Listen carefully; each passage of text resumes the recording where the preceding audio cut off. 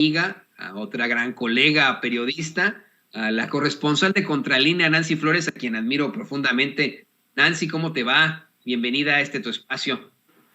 Hola, Toño, pues muchas gracias por la invitación y también por tus palabras. Siempre es un gusto platicar con tu audiencia y también la audiencia de Vicente Serrano y todo el equipo de Sin Censura. Hoy vamos a hablar de un tema que es verdaderamente triste, difícil de digerir y obviamente que nos duele a todos los mexicanos, querida Nancy. Pero antes de eso, quisiera que pues nos dieras tu opinión, tú como maestra de periodismo. Si usted no lo sabe, Nancy Flores, además de ser una gran periodista y corresponsal, es catedrática en la UNAM. Ella pues es maestra de periodismo, imagínese usted. Que nos des tu opinión precisamente sobre lo que planteamos ya al final con Jaime Hernández, editor de La Jornada Sin Fronteras.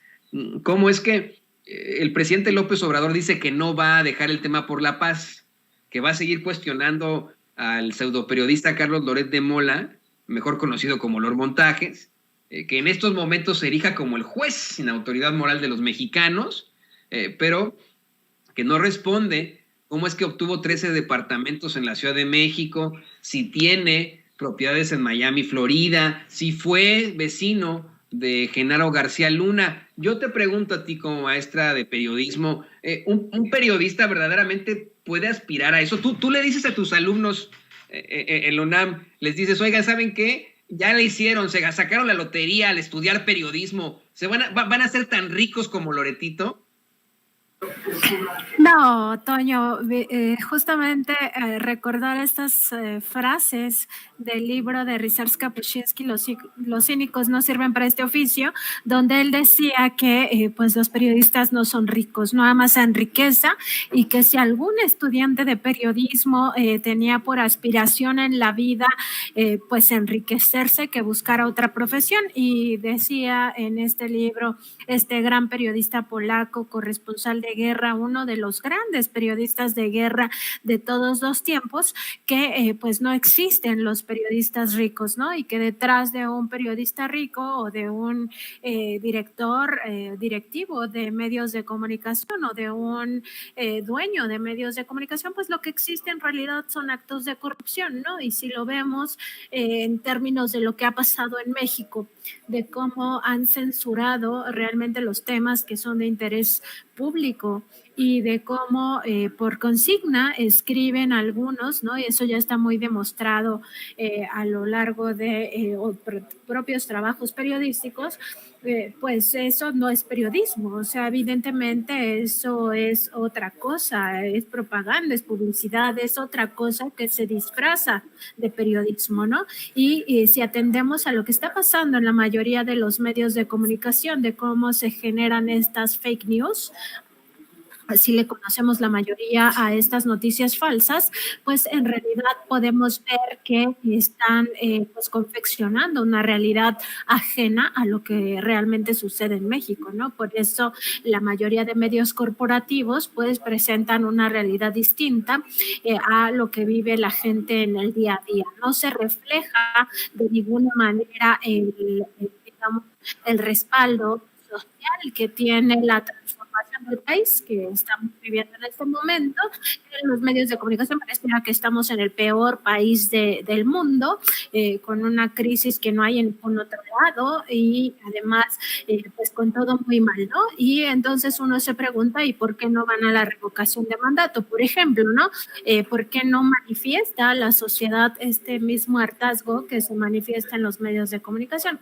Es realmente porque existe un periodismo de consigna, generalmente vinculado a grupos de poder económico, y en este caso el comunicador Carlos Loret de Mola, pues ya está muy visto quiénes están detrás del financiamiento a Latinus y cuánto dinero han ganado de los recursos públicos, ¿no? Nosotros en Contralínea publicamos que 11 gobiernos estatales les habían dado 5,000 millones de pesos entre el periodo de 2018, 2019, 2020 y 2021 a estas empresas farmacéuticas que pues habían hecho grandes negocios, sobre todo con el gobierno de Michoacán. De ahí habían obtenido 4,500 millones de pesos. Entonces, no, o sea, si hay estudiantes de periodismo viendo este programa y tienen la aspiración de enriquecerse, pues es mejor que busquen otra profesión que sí les permita hacer eso, porque aquí el camino para enriquecerse es la corrupción. O sea, no hay otro camino para enriquecerse del periodismo. Es 100% la corrupción, esto ya está probado.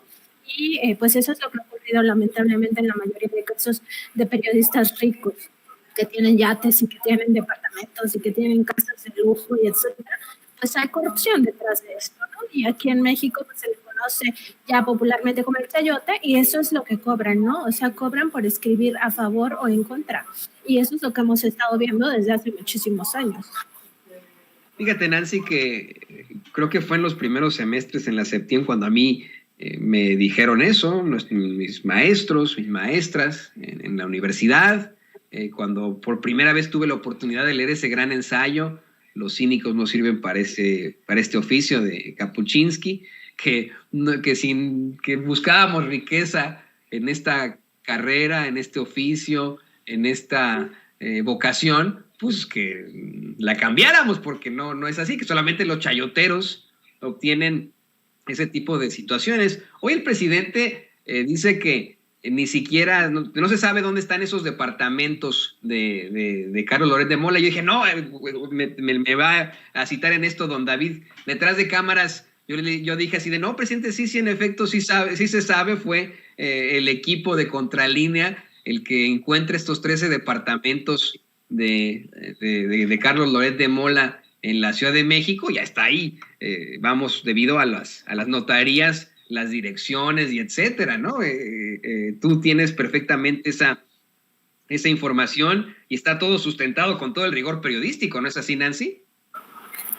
Así es, Toño, y nada más recordar que estos departamentos están en zonas de muy alta plusvalía, en zonas muy exclusivas de la Ciudad de México y que los documentamos solo en la Ciudad de México, es decir, ni siquiera llegamos a revisar los archivos del registro público de la propiedad de cada entidad federativa, porque pues evidentemente eso sería ya pues un trabajo de mucho más largo aliento, ¿no?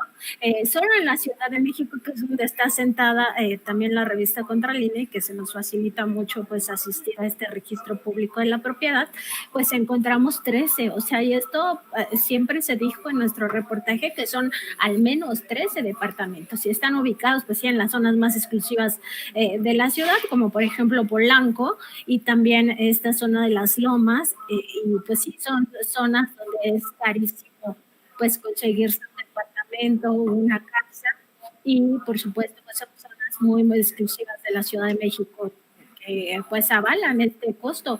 Recordar que esos 13 departamentos están valuados en más de 100 millones de pesos.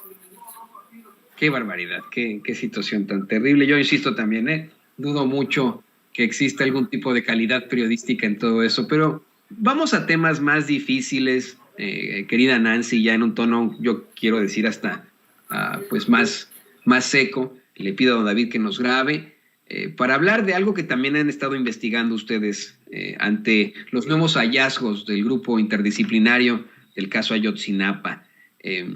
Ustedes han estado ahí en Contralínea dando un seguimiento muy oportuno a estos hallazgos y me gustaría muchísimo hablar en primer lugar contigo sobre cómo es que se determina que se trató de un macrocaso que incluye tanto ataques y ejecuciones en la desaparición de los 43 normalistas de Ayotzinapa, Nancy. Así es, Toño. Fíjate que en este informe, el tercero que presenta el Grupo Interdisciplinario de Expertos Independientes, que lo presentó el lunes pasado, pues se revela una gran conspiración, una maquinación que viene y no se entiende si no viniera desde la presidencia de la República. También recordar aquí que el presidente Peña Nieto pues era un presidente débil, o sea, no podemos negar esa realidad que en su gobierno quienes mandaban pues eran el secretario de Hacienda por una parte, Luis Videgaray, por otra, el secretario de Gobernación, que eran prácticamente los que tenían, Osorio Chong, perdón, eran los que tenían el poder, que realmente ejercían el poder ante la debilidad del presidente Peña Nieto. Entonces, aquí lo que estamos viendo es una maquinación que viene desde arriba, Aquí lo que se tiene que revisar, y ya está haciendo la Fiscalía General de la República, es las cadenas de mando. ¿Hasta dónde llegó este tema? El presidente López Obrador decía hace un par de días que no se entendería este tipo de situaciones si no es bajo el conocimiento del presidente de la República. Y sí, no se entendería porque cuando uno revisa este tercer informe del GIEI, se observa por qué ellos insisten en que sea un macrocaso.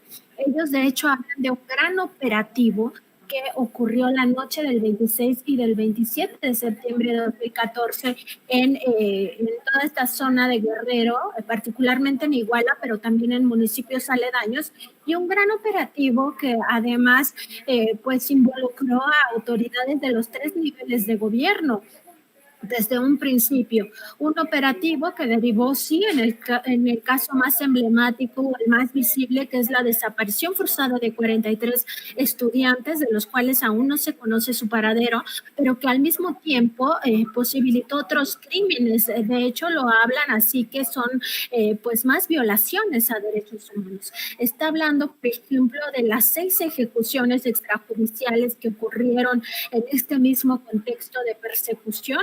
Y ahí recordar nada más que había un normalista rural que fue incluso desollado del rostro, ¿no? Con una hazaña se cometió esta ejecución extrajudicial terrible. Y bueno, además de estas 6 ejecuciones y de la desaparición forzada de los 43, hubo una persecución que atentaba contra la vida de al menos 120 personas. Y en estos ataques que se dieron en toda esta zona de Guerrero, también hubo al menos 40 heridos. De ellos, algunos son de gravedad. Entonces, ellos hablan de un gran operativo que incluyó la participación de los 3 niveles de gobierno, es decir, autoridades municipales, estatales y federales en este gran operativo, y por eso dice, hay que empezar a ver esto como un macrocaso, no como casos individuales, que no se judicialice como casos individuales, porque ahí se va a diluir esta responsabilidad de la cadena de mando. Y es muy importante, porque eso significaría, Toño, y a tu audiencia, que se judicializaría un solo expediente hablando de todas estas violaciones y en general de este gran operativo, que es una gran maquinación que después buscaron ocultar. Y cuando ya habla de todo este ocultamiento, de cómo existió toda una operación de Estado, como esto que mencionaba hace unos días, el 22 de febrero, el ministro presidente de la Corte, que ocurrió con el caso de la guardería ABC, un operativo de Estado para ocultar la verdad de este otro crimen que derivó en la muerte de 49 bebés en la guardería ABC. Pues lo mismo está ocurriendo en este caso ahora con este tercer informe, lo que revela del caso Ayotzinapa. Hubo autoridades de los 3 niveles de gobierno, pero sobre todo de las autoridades federales involucradas en el ocultamiento de la información. Todos colaboraban para ocultar esta verdad, y de tal suerte que lo hicieron, que a la fecha no sabemos dónde están los 43. Nancy, vamos a intentar reconectarte vía telefónica porque estamos perdiendo la comunicación que tenemos, pues vamos, en cuanto a nuestra transmisión de internet, para poderte escuchar fuerte y claro. De hecho, tenemos una pregunta que creo que va a ser devastadora y muy, muy fuerte, y pues ¿con quién más? Con una persona tan ávida de este caso, de un caso que duele, que nos duele a los mexicanos, como es el caso Ayotzinapa. Hace unos momentos Nancy nos habla precisamente, pues vamos, de la gran conspiración que podría emanar desde la presidencia de Enrique Peña Nieto en el caso Ayotzinapa, y le pido a don David que nos grabe con esto. Querida Nancy, se habla mucho de cómo Peña Nieto pudo simplemente ser el rostro de una maquinaria de corrupción e impunidad que nos dejó en la ruina, que nos dejó a los mexicanos en la absoluta ruina, de cómo pudo haber sido Luis Videgaray la mano que movía los hilos. Si este caso tan lamentable para todos nosotros, tan triste, tan fuerte, como es el caso Ayotzinapa, la desaparición de 43 normalistas, de 43 jóvenes, no es vinculado directamente a Enrique Peña Nieto, por tal vez solamente ser ese rostro, podríamos pensar que en algún momento esa investigación incluirá también a Luis Videgaray. Mira, yo lo que hemos sabido de lo que está avanzando en la Fiscalía General de la República a partir de todas las denuncias que se han hecho en torno a este caso y sobre todo a partir de lo que ya revela este tercer informe del GIEI, hay que recordar que este tercer informe del Grupo Interdisciplinario de Expertos Independientes no se da a conocer públicamente. En el pasado sí se dio a conocer, ahora nada más se reveló una pequeña síntesis porque fue entregado directamente a la Fiscalía General de la República para su judicialización. Y esto ocurrió porque por primera vez tuvieron acceso a documentaciones, incluidos estas más de 100 horas de videograbaciones hechas por la Secretaría de Marina, donde se comprueba que al menos 12 marinos estuvieron presentes en el basurero de Cocula el 27 de octubre de 2014, manipulando esta escena donde supuestamente habían sido calcinados los cuerpos de los normalistas rurales. Pues todo esto fue entregado a la Fiscalía General de la República. Y lo que sabemos nosotros es que ya tienen muy amarrado ya el caso, las responsabilidades de Jesús Murillo Caram, y que se investigan las cadenas de mando, pero solamente hacia el entonces secretario de la Defensa Nacional, Salvador Cienfuegos Cepeda, el secretario de Gobernación, Miguel Ángel Osorio Chong, y el secretario de Marina, Soberón Sanz. Estos son los tres que se mencionan y todavía no hay certeza de que se pudiera pues establecer ya una cadena de mando, porque también hay que recordar que muchas de las órdenes son verbales, o sea, no lo firman los secretarios.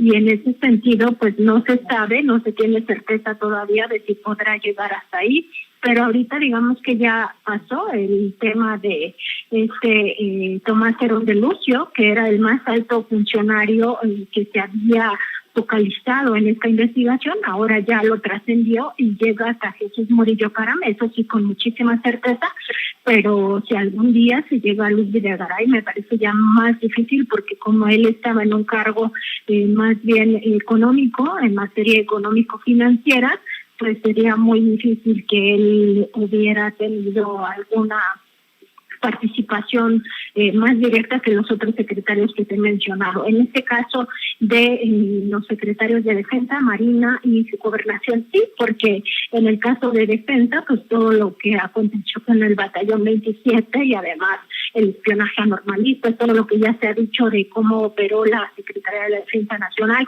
antes, durante y después de este gran operativo del 26 y 27 de septiembre de 2014. Y en el caso de la Marina, por lo que ahora se sabe que manipuló este basurero de Cocula, y ya están las pruebas ahí, son videograbaciones que salen de la propia Secretaría de Marina, se entregan al grupo interdisciplinario.